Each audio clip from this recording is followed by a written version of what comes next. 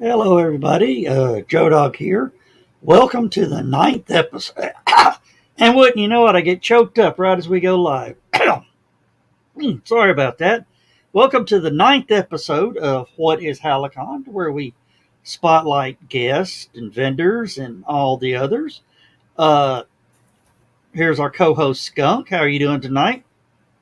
Very, very tired. Yeah, you told me you was having a busy day, so. Yep, very busy. Yeah, and of course our busy day's coming up in just 2 months away. Yeah, I mean, I'm as tired as I am. I could still say that I am still super excited. Yeah, we'll actually be wrapping it up 2 months from right now. And of course, if anybody's wondering, what we are, we're HallowCon.com. That's where the website is. You can get your badges, phone number to reserve your room at the hotel. Of course, let me do that right here. Let's just keep that scrolling right there at the bottom. Our rooms are $75 a night, which is absolutely dirt cheap for a convention. There is a convention coming up next week that $75 would be your meal for one night. Mm-hmm. But our badges are just $35. Okay. I guess that's my alert that we're live. Mm-hmm. But yeah, of course, like I said, we spotlight our guests.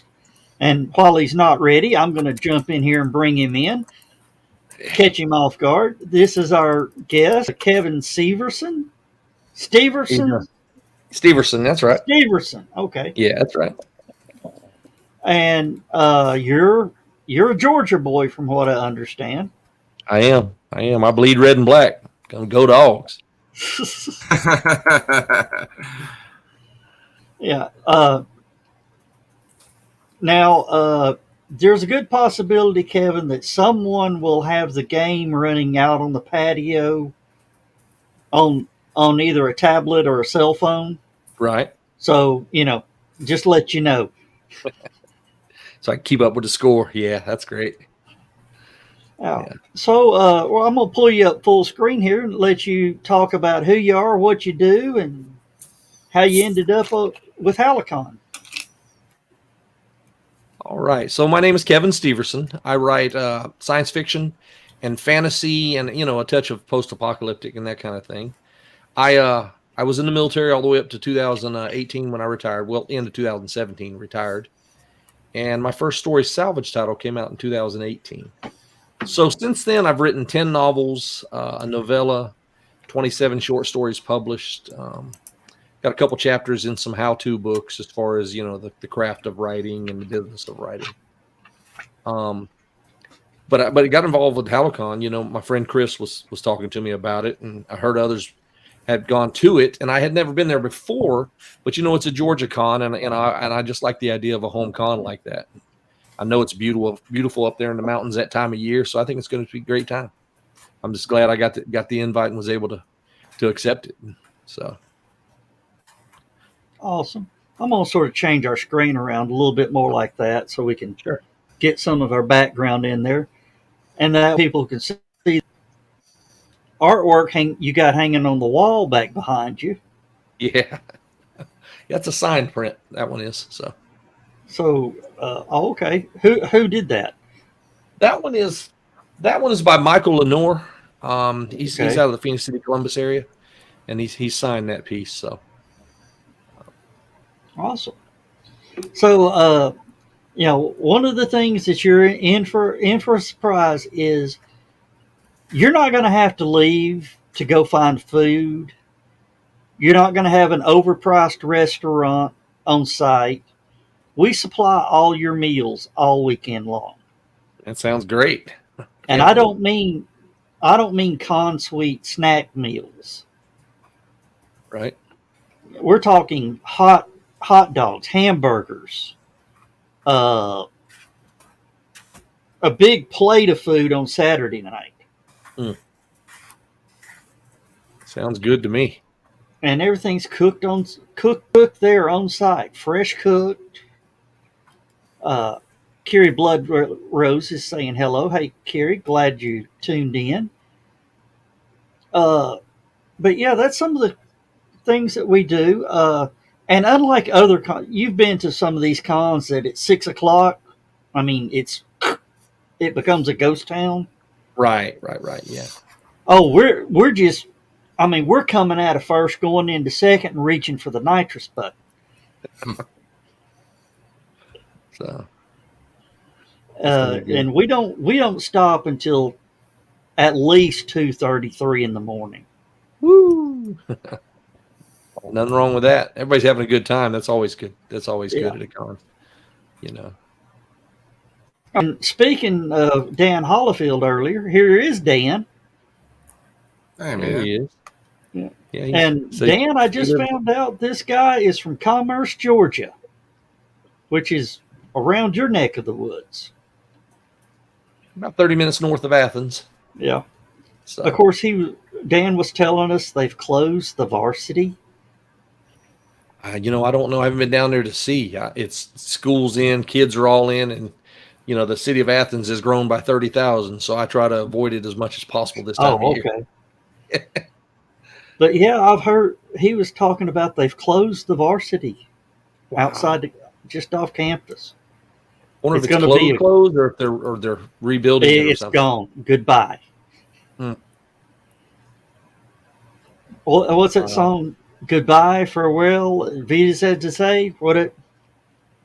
Yeah. The way I've always heard it, which was by our good dear departed friend Reverend Bob, he would always say goodbye, farewell. I can't remember the rest. Yeah. He says it takes him about 20 minutes to get to Commerce. Right. Okay. Nice. Oh, yeah. Dan's another old country boy too. And nothing wrong with that. Yeah. Commerce is where John Ringo used to live in Commerce. Okay. So when he wrote some of his first novels, he wrote about this area, and some of the stuff is in the novel, up in Raven County and that kind of thing, and that's why, because he lived this way. Okay. Yeah, I would love to have John as a guest, but right, he's limiting his appearances now. I understand. He said he's near Danielsville. Oh yeah, he's over in Madison County. Yeah. Yeah, I know right where he's at. And of course, Dan's first year at HallowCon was last year, and he's like, "Okay, I can get used to this." He liked it.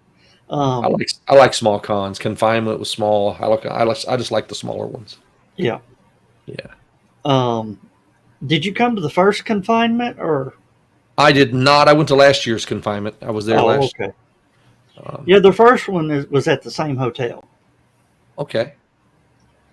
And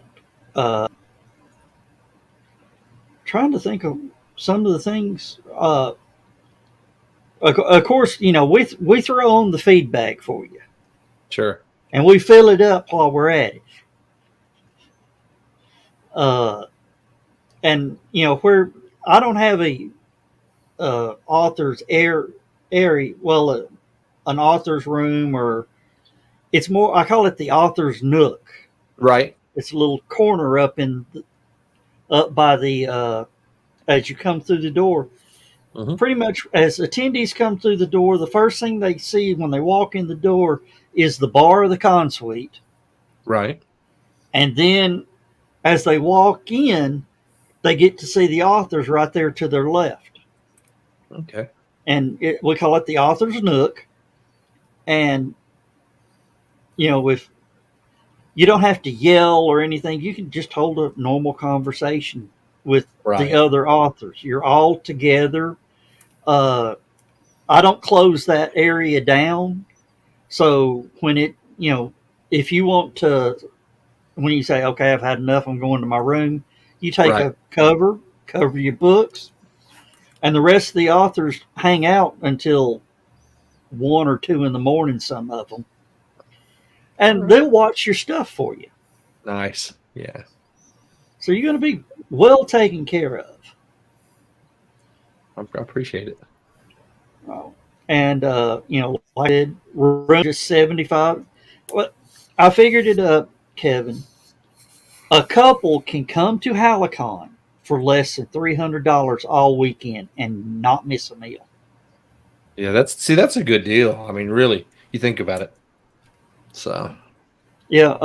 Uh, Now there is a convention coming up next weekend that $300 won't even will just barely get you through the door. right. And then you got parking and everything else. So, Yeah. yeah, I've And been yeah, there, been to that one, and I don't know that that kind of crowd is for me anymore. You know. yeah. Uh, Dan says it's Statler and Waldorf's heckle balcony. And yeah, it can be. Yeah. Nice. Oh, what else can you think of, Skunk? I mean, we have live entertainment. Oh yeah, we do live entertainment starting about 7, 8 o'clock at night, and Right. they run till about midnight, and then Skunk plays some good dance music. Just get people out dancing on the floor. So is it a little live band you're going to have up there for the? Uh, Mm-hmm. yeah. Friday night we have a group called the Molly Maguires, Mhm. an Irish band. Right. They've played HallowCon for probably 20 years, and this is our 20th anniversary. Wow. Mm-hmm. They are a regular. Of course, we've got a new artist coming in for a musical, uh, for music and singing and all that on Saturday night called Nadia Vey. I Hmm. can't pronounce her name. Right. She's doing a show Saturday night. We've got a magician doing Friday night entertainment before the Mollies. John Pica, Okay. if you've heard of him. Hmm. Be interesting. Yeah. And then, of course, during the day we have, con programming, where the authors and some of the guests have Sure. stuff. We have games going on during the day. Uh, we have Hot Wheels races. I Nice. mean, and then there's Hot Wheels races, trivia, which will be done by KT Hunter, one of Right. our authors. She does a trivia panel. They do a panel on Friday night called Oracle of Delphi. Uh, I'll be sending out an email probably tomorrow or on the 1st about to all the guests. And instead of doing, the blind carbon copy or whatever, I'm going to put everybody's name on the one line. Right. That way, y'all can all interact and bounce off. Hey, I'm going to do a panel on this. Does anybody want to help me? And Right. it becomes its own little thread. Okay. Uh,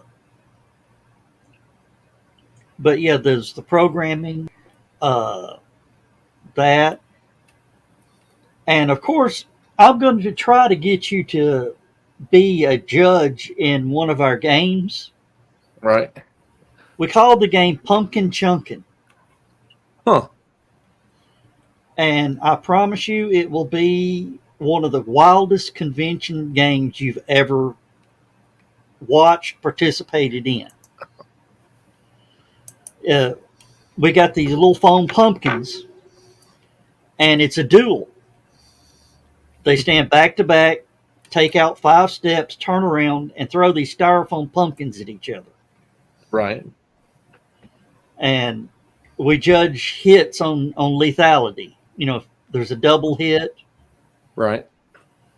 But yeah, it starts off fun and games, but when it gets down to the final rounds, I mean, these people are serious.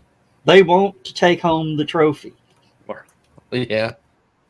So it becomes straight dodgeball. Throw a wrench. Yeah. Oh. But one of the rules is when you turn around and throw, you can duck and weave, but you can't step out of the way. You can't move your feet. Sure. You got to take your hit. Wow. Gonna be interesting. But yeah,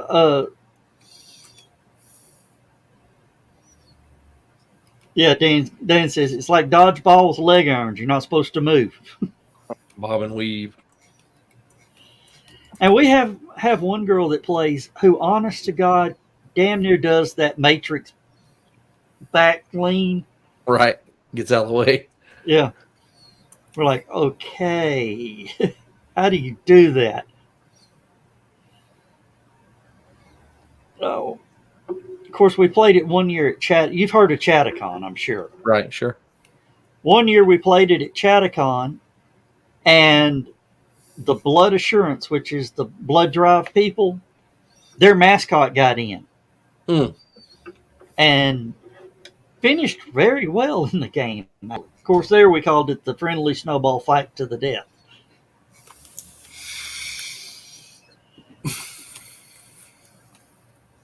What is it, Skunk? I still maintain that blood drop had an unfair advantage. Yeah, because his foot was covered, and we couldn't tell if he was lifting his foot or not. Mm-hmm.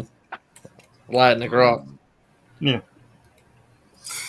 His foot inside the costume was lifting, but the costume wasn't lifting, and it was one of those things where, unfortunately, we had to rule it as it was.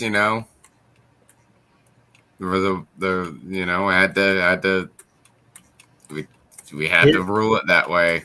Yeah, we didn't see daylight under his foot. Right. Oh. But yeah, that's some of the stuff we do. So tell us a little bit about. I'm looking forward to seeing the schedule and everything. Well, I can't make schedule till I get hear from you guys, and you guys can't send me anything till I send you something. So yeah, I got to get on it. I figure 2 months is enough time for you to figure out what you're going to do, right? Yeah, you could give me the schedule the day before, and I'm good. That'll be fine. So, and I don't have a moderator in there on the panel because it's a little small room, about 15 people. A big packed out panel's 15 to 20 people. Right. So it's intimate. You don't need to have a microphone. Right. I like that. Like that. Oh, so tell us about some of your books. What they're doing. The first book I wrote, it's actually the first thing I had published. A lot of times people come on and they write short stories first, and they get a lot of rejections, and you hear all that. Now I've had a lot of rejections in my life, and that's because I'm a songwriter also. So I've had hundreds of no's. But it was just in a different venue than books. So that's no big deal. I've had 6 songs cut that I wrote or co-wrote, out of Nashville. But with books, the first thing I ever had published, the first publisher I ever went to said yes. And the first book I ever wrote was published. And about 3 weeks after it came out, it was ranked better than 1,000 out of all of Amazon when there's millions of books. So it just blew up and went from there. And that whole trilogy's done really well. That first book's it's pushing close to 1,000 reviews now, 900,000 reviews since 2018. But it got picked up for movies. So a company picked them up for developing in the feature film, the whole trilogy, Salvage Title Trilogy, Salvage Title, Salvage Fleet, and Salvage System. And the company that picked them up just released a movie here last year called Old Henry. You may have seen that in some of the reviews and that kind of thing. Oh, okay. It's in the 90s on Rotten Tomato on both sides, if that tells you anything about their movie. So I mean, they're a big house, they're doing some big things. And they just finished the script, and they're working on getting it down to 120 minutes. So it's a 2-hour movie. Is it going to be all 3 books in one, or are they going to sequel them out? There's sequel them out. There's projects. So first one is Salvage Title. Yeah. So, but these things take time, and it can take a couple years for everything gets developed. That's the way it is in that industry, and I stay in my lane. They do their thing. They have the script writers, and they do what they do, and I try not to bother them. I just keep writing, keep working, and doing what I do. But it is going to happen. It is in development. And if somebody was to Google it on IMDb, which is the website for, movies and all things that deal with movies, you can see it, the company that has it. You can see the script writer that's in the guild. He has credit for writing the script for it. And so it's in process. Just takes time. Now, I got to ask this. It's your baby. Right.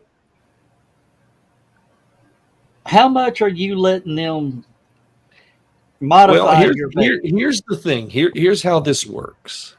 Unless you're J.K. Rowling or Stephen King or Patterson or somebody like that, you don't have a lot of input on your movie. So I wrote the stories, they write the script, they deal with the movie, and I stay in my lane. And the reason I do that is because having been around, Nashville as far as music and just having some inside knowledge of the whole thing, how it works. If an author has somebody talking to them about their book and they want to make it a movie, and the author comes up a little bit prima donna talking about it's my baby and I want to look at the script and I have one, so guess what they'll do? They will cease negotiating with you because there's 9 more books in the top 10. And that's the end of it. So here you go. Sign the contract. I sign the contract. Everything looks good. I stay in my lane. In an interview, when they say, what do you think of the movie, this, that, and the other? Hey, listen, I wrote the story. They wrote the script. Next question. But I think they will do a great job with this because of the work they've done in the past with other things. So I'm not really worried about, it does not like the book. None of that is a concern for me, which I'm very thankful for. I think they'll do a great job with it. So, but yeah, I do stay in my lane. I stay, Now, when you're on up there and you're like Stephen King, when he does a movie, he helps pick the actors and actresses. He's involved with the script. But that's because of, say they pick up this series that makes 3 movies and somebody comes to me on something else. Now I have more say. When you become a known commodity. But in the beginning, it's hands off. It really is. So. And they're not going to come ask you, well, who do you think would? They may, and there may be some conversations like that. But I just have to stay in my lane. And I understand that. So, I mean, I'm not. I'm just asking the questions. Yeah. No, and I get it because some of these conventions, some of these authors, and I hear them. Well, if it was mine, I would. Then it wouldn't be yours. It's that simple. So it'll stay a book. Yeah, and that happens. So probably sometimes people get an option, they pick it up for option, and that's what they get, and it stays that way for years, and then nothing ever goes, and it doesn't always go forward. I'm just thankful mine's actually in process and happening. So that's cool.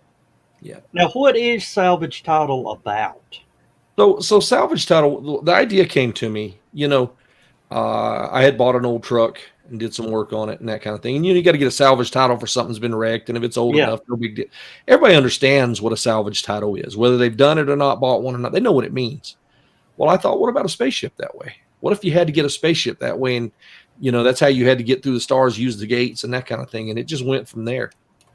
So it's 8,000 years in the future in my series. And mankind has colonized so far and so wide that there's no longer a coalition of humans. If something happens to a human system on the other side of the galaxy, it just happened to another system. Kind of like here on Earth. I mean, really, something happens in Papua New Guinea, we're just okay. And that's the way it is in my books later on. There's thousands of races out there, and everybody travels from system to system through a gate, through stargates. And mine starts off, there's two planets in this system. And unfortunately, he grew up on the wrong side of the tracks. He lived in the wrong planet. And so, they got the man against them already. And he's trying to get out to space, trying to get a ship, and he can't get it registered. It's not registered. It's not going through the gates. And he ends up having to get a salvage title, and it goes from there. So, Okay. That sounds interesting. I may have to pick that one up from you. so I like. but I yeah, like. the series. I was going to say the series has over 20 books in it now. It's myself, others that wrote in the anthologies, and then they wrote stories, and some of them wrote a trilogy. And it's an open, what they call an open universe now, because I deliberately designed this so other authors could come play in my sandbox, as long as all the core rules are followed and that kind of thing. So it will just continue to expand. But there's 20 books in it now. So Sounds interesting. And what are the rules they got to play by? well, I mean, there's certain things. There's no faster than light travel. That's physically impossible. So you have to use the gate systems to travel. G-forces are G-forces. There are dampeners on these ships to help negate some of that. But I mean, there's only so much you can take, which allows me to let certain races take more than other races. A race that evolved from a flying race, like say wasps or something like that, they obviously can take more G-forces than a human can. And so it makes for dynamics within the system as far as warfare amongst the ships and that kind of thing. So, Well, that makes sense. yeah.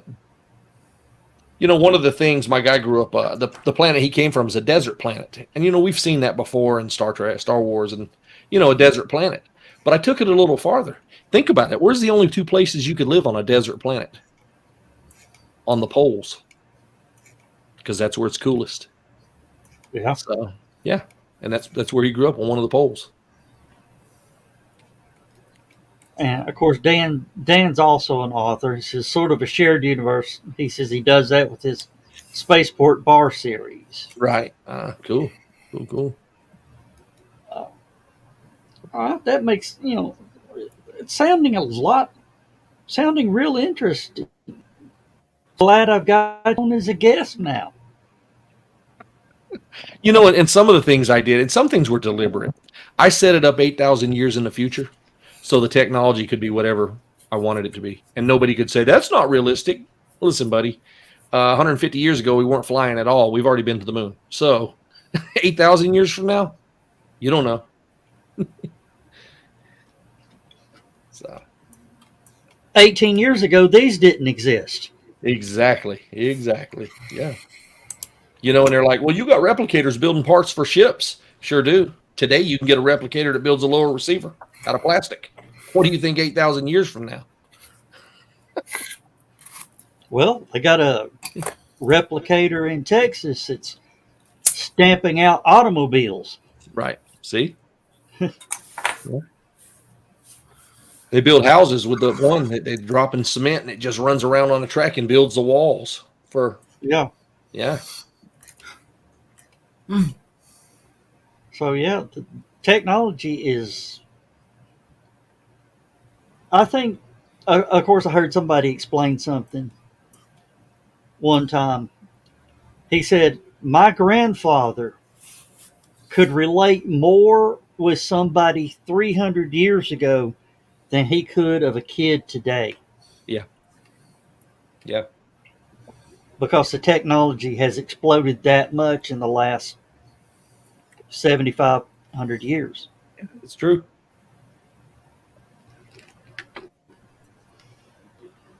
And, of course, somebody also said, very soon when people start talking about in the 20s, 30s, and 40s, they're talking about 2020, 2030, 2040. Right. Yeah. You want to feel old, wait till some kid tells you, yeah, last century they were, wait a minute, last century was 1995. What are you talking about, kid? Yeah. I'm sure Skunk's already crossed a few of those. Yeah. And Skunk's the young buck. I haven't had anybody be like last century or anything like that, but do you guys ever do this? Do you guys ever say like, oh yeah, man, that was only a few years ago. And then you look it up and it was 30 years ago. Yes. I mean, yeah. I still do that. I'd be like, oh yeah, that movie came out a few years ago. I look it up, and it came out in 1999, and I'm like, good lord. Yeah, exactly. Well, I mean, I remember when my sister bought the Back in Black album in 1981. So, and that was what, 40 years ago? Yeah, well, Yep. Max Headroom was almost 40 years ago. Yeah. Max Headroom's one of Skunk's favorites. Mm-hmm. Yeah, that's almost 40 years old. Yeah. See, we're talking about 1980, right now. Yeah. That's no different than in 1980 talking about World War II. That's how far apart things are. You want Yeah. okay, you want me to blow your mind right now? Because I can do it. I can do it. When that 70s show started, the time period it was based on was 1976. Mhm. That 70s show came out in, like, I believe it started in 1998, Right. 1999, something like that. Since that very first episode of that 70s show to now has been longer than when that 70s show first aired compared to what time period it was set in. I'm a little tired, so I might not have explained that right, but you see what I'm saying? Like, it's longer time period between when that 70s show was set, when it aired, and now. Yeah. That whole they missed out on an opportunity when that whole season ended, when that show ended. The next thing that should have come out the next week was that 80s show. And let it go for a few years. Here's the thing. They in the middle of that 70s show's run, they came out with that 80s show. Mm. I thought, as many other people thought, because I had DirecTV at the time, that 80s show was a typo. Mm. Because they hand type all that stuff in, or back then they did. They hand typed all that stuff in. So I thought it said that 70s show, and then that 80s show. I was like, oh, it's got to be another that 70s show rerun. They just typoed the name. Mm. And then one day I was in a thrift store and I found a that 80s show T-shirt. Wow! And I was like, did that actually exist? I went back and I looked it up, and I've watched the entire. The entire first, it only ran for one season, and I watched it, and you know what? It's actually really good. It's got Glenn Howerton on it from Always Sunny in Philadelphia, and it's also got Margaret Smith, who's a really funny comedian, stand-up comedian. She's on the show, and then there's a few other really good actors that are on that show, and it's got some choice moments. They go a little too much into the self-referential, like, it's the 80s, so we got to throw 80s things in there, which later seasons of that 70s show was doing. But, you know, the original concept of that 70s show was just, it's a sitcom that was set in the 70s about what it was like to grow up in the 70s. It didn't ham-fist in, like, references. Right, yeah. Like the later seasons would. And that's the problem with that 80s show, but it still had some pretty good moments. I do like there's some episodes that there's episodes of that 80s show that I still maintain are some of the best things I've ever seen on television. I think Punk Club is definitely one of the best episodes of the series. Especially for a really stupid joke that they did where the bouncer at the Punk Club is played by Tiffany, and she walks away, and one of the other characters goes, okay, I think we're alone now. That's such a dumb joke, but I love it. That now I don't know if we're not friends on Facebook, are we, Kevin? I don't know. Maybe. I mean, I follow the con page and that kind of thing. Yeah. Well, I don't know if you want to be friends with Joe Dog on Facebook. That might put you in FB jail. Yeah, I got busted for a joke I made 4 years ago. Yeah, they look up stuff. Yeah. Yeah. No. That algorithm. Yeah. I'm bad about dad jokes and crazy jokes.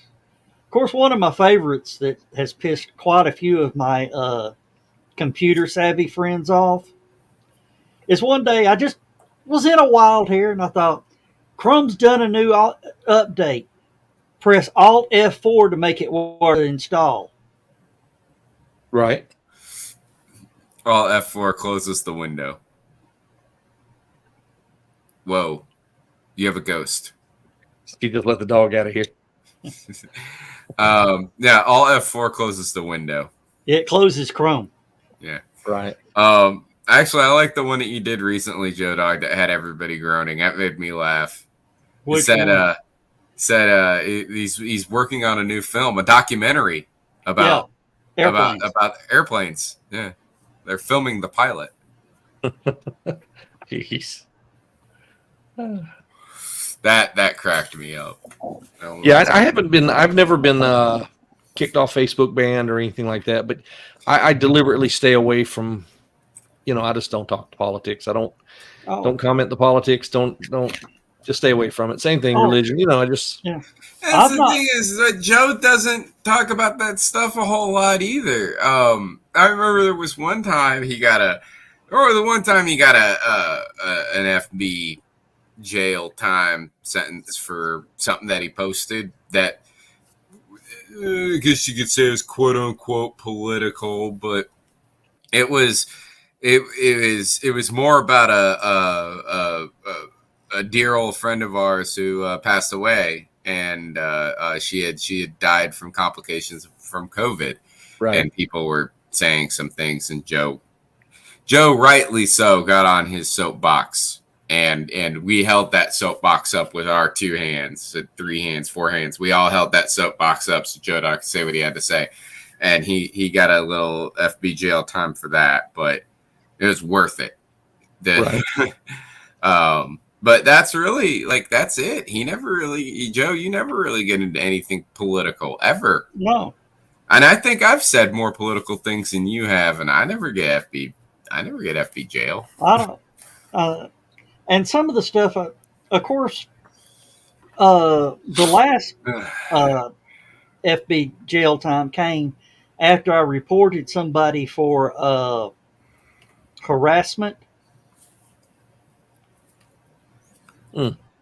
And lo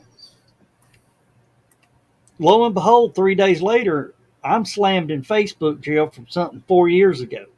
Yeah, I wonder if they dig through everybody that's involved with a situation like that.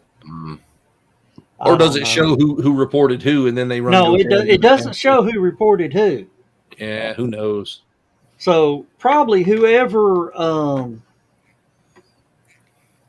I reported got pissed off and went back on me. Sure. Possible. Yeah. I'll fix him. He won't be able to do anything for 30 days. No. Didn't slow up stupid o'clock one bit, skunk. Well, that's good. Yeah. Oh, that's right. You're not on. You don't come in on the show much anymore. No. I just took all my shows to YouTube. I'm usually busy on Thursdays, unfortunately. Yeah, I just took all my shows to YouTube. Grew my YouTube channel. Right. But yeah, I mainly post jokes. And many times people go, and we wonder how he stays alive. Because usually it's about my wife. Right.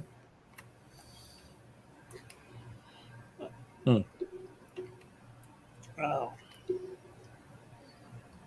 But okay, now let's just go ahead and get this. Where are your books available? Everything is Amazon exclusive. I publish under CKP Publishing, so everything's out there on Amazon. Kindle Unlimited and Amazon. So okay, so there's ebooks out. Right. I got one coming out this week. As a matter of fact, it'll be. I was in a novella, so it's an omnibus of stories in the Fivefold Universe. With Shadow Alley Press, and so I'm in there with Kevin J. Anderson and Kevin McLaughlin, and a few others, and they're selling those paperbacks at this weekend, the big event there in Atlanta. So, okay, yeah, that's going to be happening. at the Dragon Con. So Yeah. but yeah, I was just happy to be in a book with Kevin J. Anderson and some of those others. Well, That's those are kind of some cool. fairly big names too. Yeah. So that's good street cred there. Yeah. Of course, one of the reasons to do the big con down in Atlanta is I sat and did the math, room, food, budget, parking, all that. hmm Dang, I could take my grandkids to Disney World for a week. All right. Yeah. For me, it's that huge crowd. I just, anymore, I don't want to deal with the big giant crowd. I was tour manager for 6 years with a band called Cypress Spring, based out of Nashville and coming out of Okay. Florida. And we played, one time we played for 40,000 people, so, but that's different when I'm backstage and I'm behind the merch booth and I'm doing that kind of thing instead of being out amongst the crowd itself. Yeah.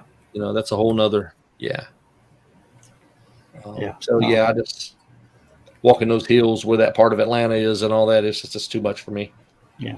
So, Well, then you heard of the big festival we used to have around here called Riverbend. right.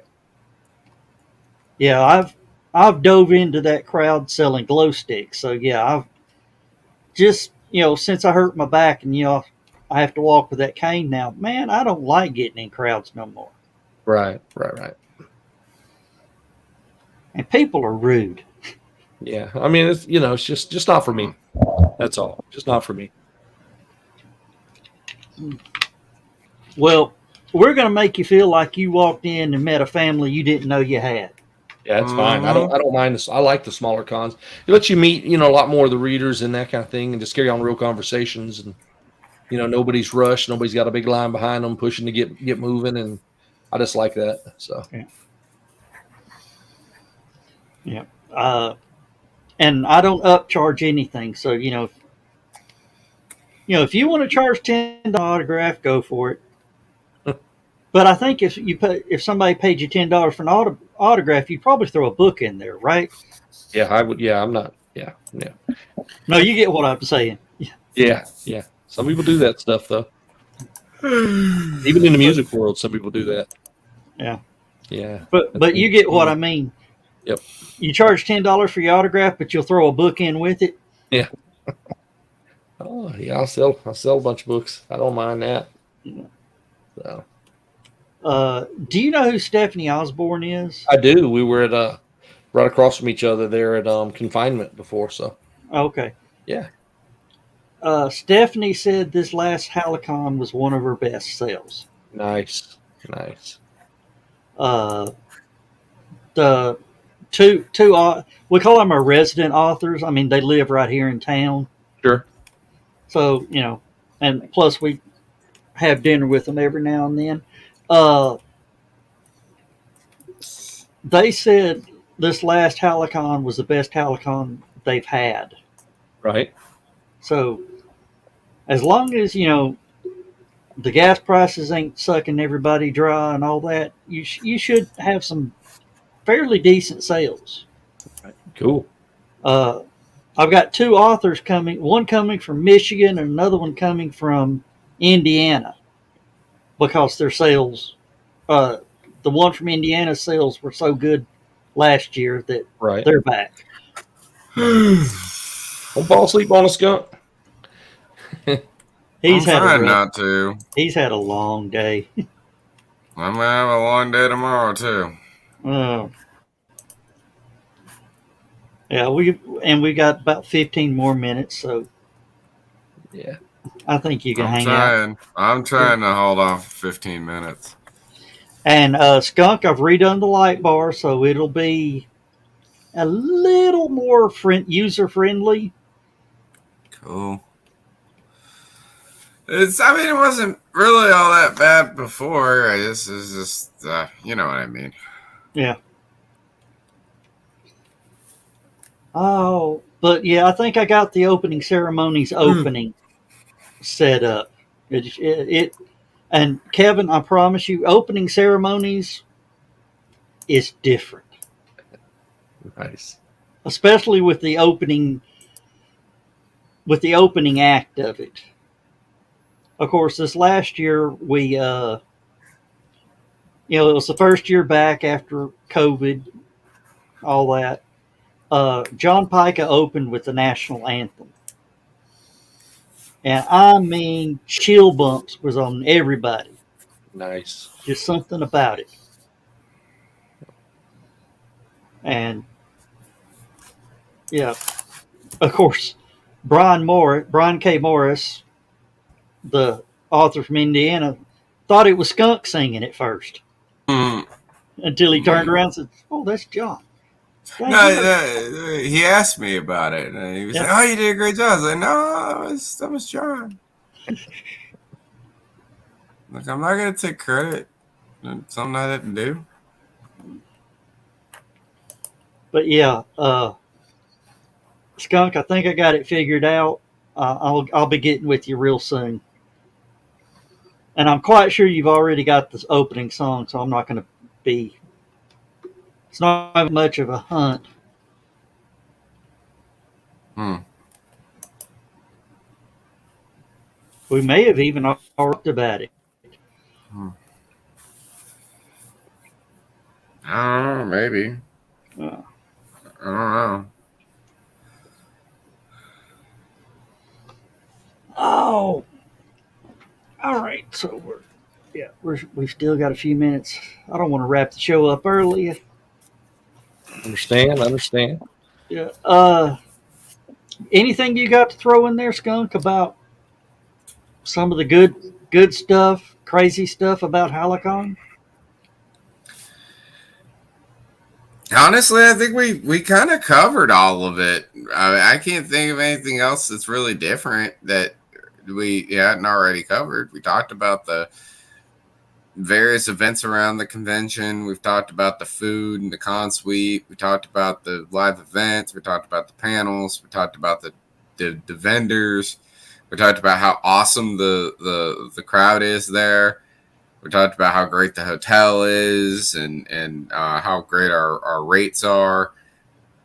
I can't think of anything else, honestly. Oh, and Kevin, Part of that's because I will say that part of that's because my brain is fried from being yeah, up since 4 this morning. yeah, Kevin, we are at a hotel that wants us there. Nice. That's good. They appreciate the business. Yes. Right. They want us there. They take care of us. We pretty much come in and take over the hotel. Right. Excuse me. No, good. Of course, we've talked about the food, and yeah, the vendors were. We got some great little vendors that, you know. And one thing I do in the vendors room is I don't have 2 or 3 vendors selling the same thing. Right. And you've been to shows like that. Right. Yeah. Well, there's too much competition amongst, Yeah. Yeah. Yeah. There'll be 4 or 5 jewelers and 4 or 5 this and that. And Dan says he loves the hotel staff. They work hard to do us right. Yeah.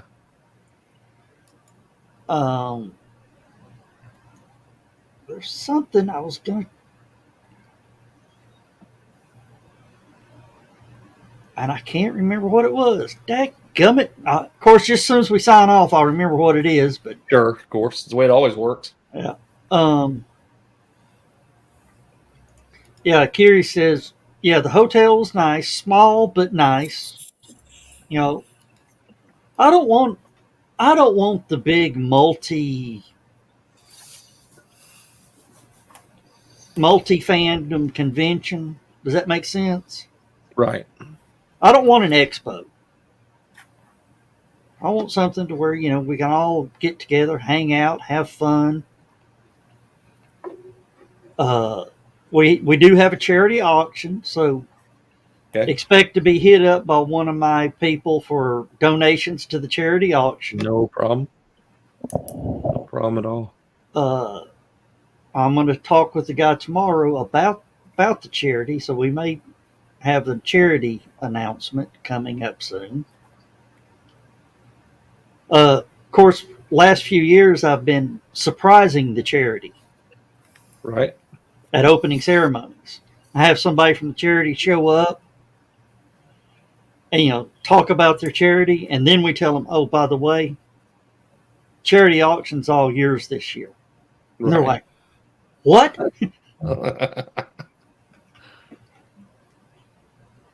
Nice. Oh. So, is there a? Do you have a website, Kevin? Or You can look at all my stuff and even pick up a free story. Sign up for the old newsletter. It's www.kevinsteverson.com. okay, And then of course I've got a Twitter and Facebook, all under Kevin Steverson. It's out there. okay, Instagram.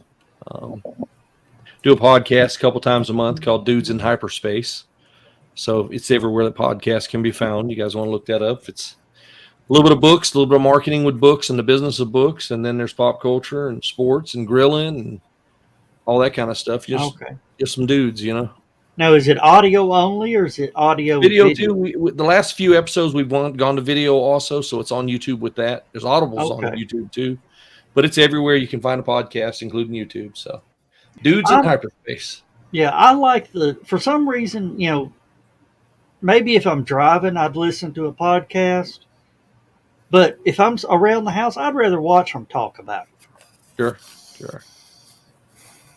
I know that sounds crazy, but we get guests on there, and we've had some NASCAR drivers, and we've had some of the top people as far as NFL analysts, and then all the way down to somebody that brews beer and giving us the details on how they do the brewing and the microbrewery and everything in between. So yeah. Oh. We had Kevin J. Anderson on as a guest, the last one, as a matter of fact, and he talked about the last book he wrote with Neil Peart, the drummer with Rush. So, they were good friends. Real close friends for years. And so we talked a lot of that, clockwork and all that stuff. So awesome. That now I got to see Neil Peart play, but that has been, I think it was 1977. Wow. Yeah, he was, probably the greatest drummer to ever play, in rock, country, anything. But I still contend that he was one of the top 5 lyricists out of all genres. He wrote all those Rush songs. He wrote them. The drummer did. And that's why a lot of them, some people that don't know music don't realize, but, that's why, Tom Sawyer just flows so well with the drum beat that he has. The drummer wrote the song, wrote the lyrics, so. He wrote most of that, all that. So that's interesting. Cool. Yeah. Yep. Oh, so, and you said you were a songwriter. Have you written anything that you get a check from weekly? It's not a weekly. I do get a check from ASCAP, and I get one from the record label. One time the guys talked me into going into the booth. So if you look up a song called Small Town Friday Night by Cypress Spring, if you look at that on YouTube or whatever, it's got 100-something thousand views. It's just the song. They actually got me in the booth, and I actually sing the hook or sing the chorus on that song. But most of the time I don't do any singing because I just sing enough to help whoever's going to do the song understand, where I'm coming from. Because I threw my voice out screaming at soldiers in the military years ago. So I'm only good for a song or two before it starts cracking. But they did have me in the booth for that one, so I do sing that one. Oh, so were you a DI or? No, I was an instructor at Fort Benning for 3 years, and yeah, and I was an anti-armor instructor, and so you screaming at soldiers all day long, you'll throw your voice out. So. Oh yeah, that's what did it. Well, thank you for your service to the country. Appreciate it. So. I think we're gonna sort of wrap it up, but before we wrap it up, I'm gonna pull you back up full screen. Sell your wares, sir. Here's your. You guys can find me everywhere online. KevinSteverson.com. Look me up on Facebook. Salvage Universe has a page on Facebook. So does The World Occur, which is my fantasy series from the Balance Occur. Twitter. You just Google it. Just Google it. It'll pop up, and everything pops up right there on the first 2 or 3 pages. So okay. Yeah. And what is it? KevinSteverson.com? Yeah, KevinSteverson.com. Oh, okay. Yeah. and of course the Jungle website, Yeah. Amazon. You guys can if you want to, you just Google my name and the movie, and then you can read the article when they talked about they're doing the movie and the thing, the press release they had on that, if you're interested. Okay. I screenshot a lot of those because it went viral, and so it was amazing to me. So I screenshot what was written in Japanese and what was written in Spain and what was written in French, and just because there's an article, the only thing English in there's my name. Hey. Okay. So what? So this salvage title will be a what genre will it hit? Well, they're developing it for feature film, so we'll see. Give it time, I guess. Yeah. All right. Yeah, they released Old Henry into the theaters, and of course now you can get it streaming everywhere. So if you like westerns, that'd be the one for you. Okay. So, but they do a lot of different things. They've done sci-fi. They've done, westerns. They were behind some of the financing for the last Jay and Silent Bob. So Oh, the Jay and Silent Bob reboot or whatever. Yeah, I think so. Yeah, they were, part of the behind the scenes team for that. So yeah. Okay. I love that movie. I mean, it gave fan service to everybody. Right. All right. Well, we're going to sort of wrap it up for just a little early tonight because Skunk's about to die on us. I believe we can't have a dead skunk on the side of the road. Yeah. Yeah, I'm out. Yeah. I understand. Well, Kevin, thanks for being here. Just hold around till after the show because I need to get some information from you. Sure. Give you some information, and thank you, Skunk, for even half tired, half dead. You still showed up. Appreciate it. That's what I do, man. And also this outro was made by Skunk. So was the intro. So yeah, Skunk is a video genius. I think his rates is $53 an hour. Something like that, yeah. So yeah, we're good. All right. But like I said before, Kevin, is nice to meet you virtually, and I can't wait to meet you at HallowCon. Yeah, I'm looking forward to it. And I can't wait to see everybody else there too. It's coming up fast, y'all. Yeah, 2 months. Fast. 2 months from right now, we will actually be in what we call the Wake for the Dead Dog. The party after the Dead Dog party. Yeah, if you've ever been to one of those at a convention. 2 months from now, I'm going to be asleep. Yeah. All right. So with that, we're going to say good night, everybody. See ya. Good night, everybody.